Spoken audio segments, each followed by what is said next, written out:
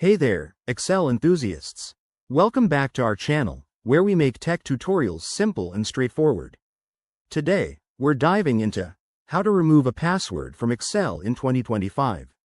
Whether you're dealing with a forgotten password on a workbook or just want to unprotect a sheet for editing, this guide will have you sorted in no time.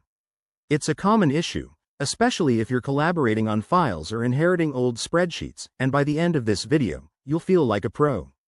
First things first, let's clarify what we're talking about. Excel passwords can protect entire workbooks or just individual sheets.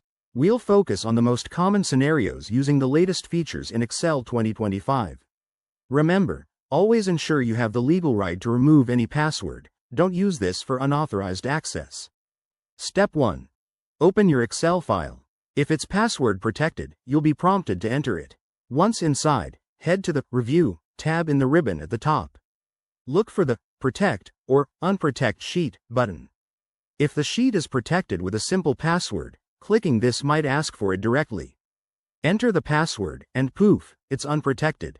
If that doesn't work, like for a whole workbook, we need to step it up.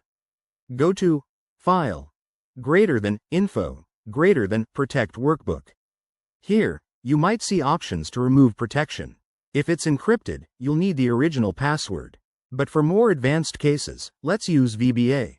Press Alt plus F11 to open the Visual Basic Editor, insert a new module, and paste in a simple macro like sub-unprotect workbook, active workbook. Unprotect password equals your password, end sub. Replace your password with the actual one if you know it, then run the macro.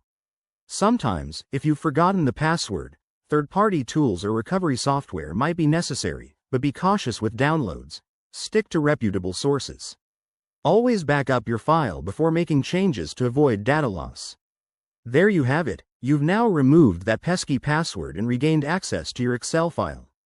If you found this helpful, give it a thumbs up, subscribe for more tech tips, and drop a comment below if you have questions. Thanks for watching, and see you in the next video.